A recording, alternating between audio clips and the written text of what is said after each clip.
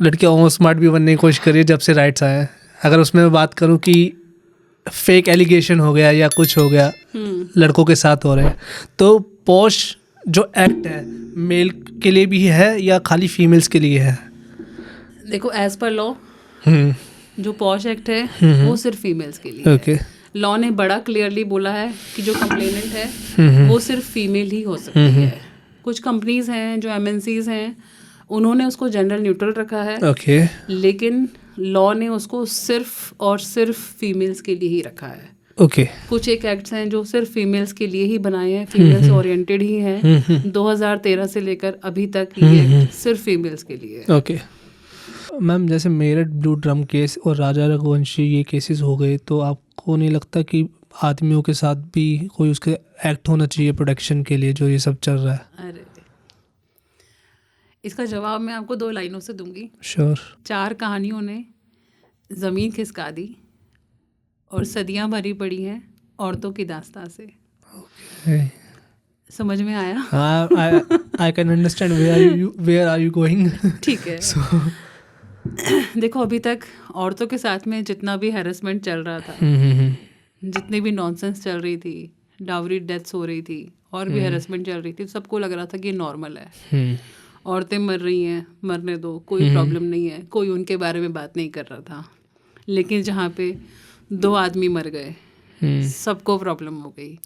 सभी आदमियों को अपनी लाइफ खतरे में दिखाई देने लग गई। सबको लग गया कि अब पता नहीं औरतों के हाथ में ऐसा क्या हथियार आ गया कि हम लोग जिंदा बचेंगे कि नहीं बचेंगे।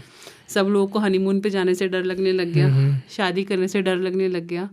लेकिन उससे पहले किसी औरत ने नहीं सोचा कि हम लोग शादी करेंगे नहीं करेंगे, शादी करके पता नहीं हमारा क्या होगा क्या नहीं होगा। कोई ऐसा क्वेश्चन दिमाग में नहीं आता। ओके। इतनी सारी डेथ्स, 20,000 औरतों के जब डेथ होती है तब जाके कोई एक आदमी मरता है। आप पर ईयर की बात कर रहे हो? आपके वैसे ही मैं एक नॉर्मल एक मोटा सा डाटा आपको बता रही हूँ। ठीक है। तब किसी को कोई इशू नहीं होता। ओके। लेकिन ये जब एक आधा आदमी जैसे कोई मरता है तो न्यूज़ बन जाती है। तो आपको लगता है कि ये कोई न्यूज़ बननी चाहिए? देखो लाइफ तो सभी की इम्पोर्टेंट है ना, आदमी की भी लाइफ उतनी ही इम्पोर्टेंट है जितनी इम्पोर्टेंट औरत की लाइफ है। हाँ जी। मरते समय औरत को भी उतना ही दर्द होता है, आदमी को भी उतना ही दर्द होता है। तो आप ये कहना चाहते हो उस चीज़ को नॉर्मलाइज कर दिया लोगों ने? नॉर्मलाइज आई मीन ये सब चीज़ें, ये तो क्वेश्चन आना ही नहीं चाहिए कि औरत या फिर आदमी।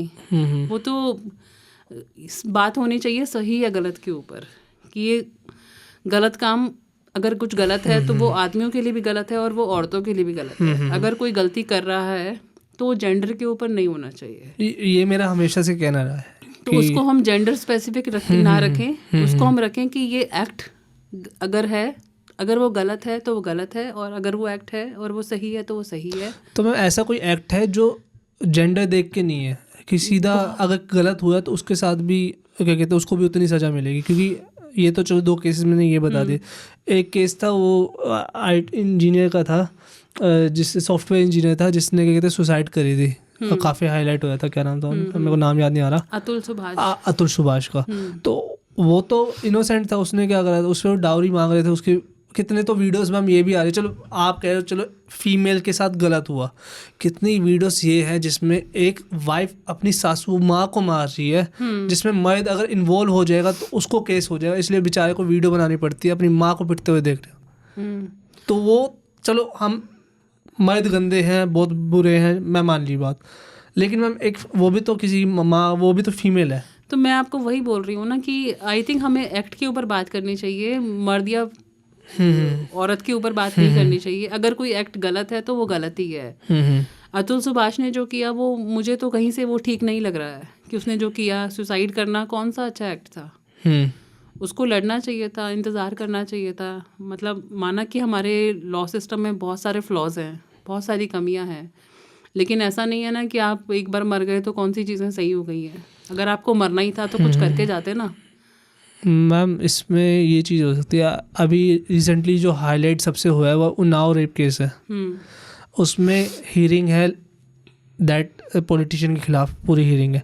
अब सिनेरियो ये भी आ रहा है कि लड़की की स्टेटमेंट में डिफरेंस है, जब कुछ उस काफ़ी सिनेरियोज ऐसे आ रहे हैं।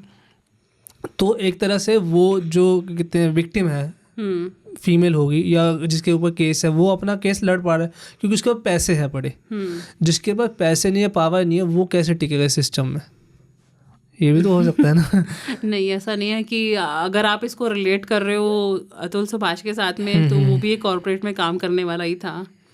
उन्नाव रेप केस में नहीं, मैं आप अतुल सुभाष से उन्नाव के को कंपैरिजन कर रहे हो, मैं इसकी बात कर मैं रही हूँ। इसलिए कंपेयर कर रहा हूँ कि आपने कहा था वो लड़ता है इस चीज़ में, क्योंकि मैं मेरे ख्याल से एलिमनी या इसके जो जितने भी अगर लॉ देखोगे फीमेल्स के लिए काफ़ी ज़्यादा है और लड़कों के लिए काफ़ी कम है, क्योंकि वो यही बताया था जब जजमेंट हुई तो वहाँ पे जज हंस रहा था उस पर।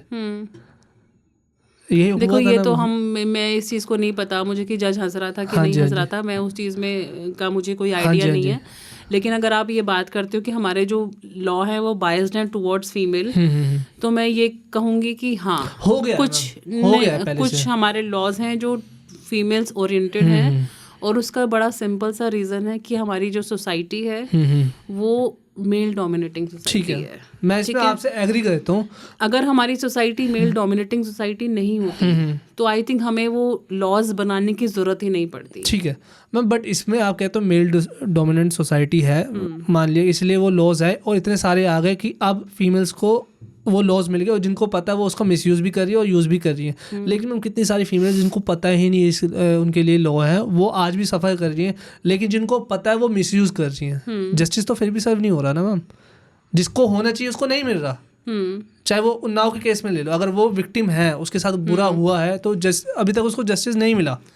लेकिन जहाँ पे जिसने कुछ करा ही नहीं लड़के ने, उसके बाद फेक एलिगेशन हो जाता है, सब कुछ हो जाता है, उसको एलिमनी भी देनी पड़ जाती है, कभी उसको अंदर भी चला जाता है। एक आदमी तो कितने 20-30 साल से वो अंदर ही था इस चक्कर में। तो वहाँ पे प्रॉब्लम हम उन्नाव केस और अतुल सुभाष को छोड़ के हम वहाँ बात करते हैं ना प्रॉब्लम की, सिस्टम की बात करते हैं ना, कि हमारा सिस्टम फेलियर क्यों है। हमें बात करनी चाहिए कि प्रॉब्लम की, कि हमारी प्रॉब्लम कहाँ पे है और सॉल्यूशंस कैसे निकाल सकते हैं हम लोग। थैंक यू सो मच भाई एंड तक देखने के लिए। अगर ऐसी और क्लिप्स चाहिए ना तो भाई सब्सक्राइब करो जाम विद जाम क्लिप्स को।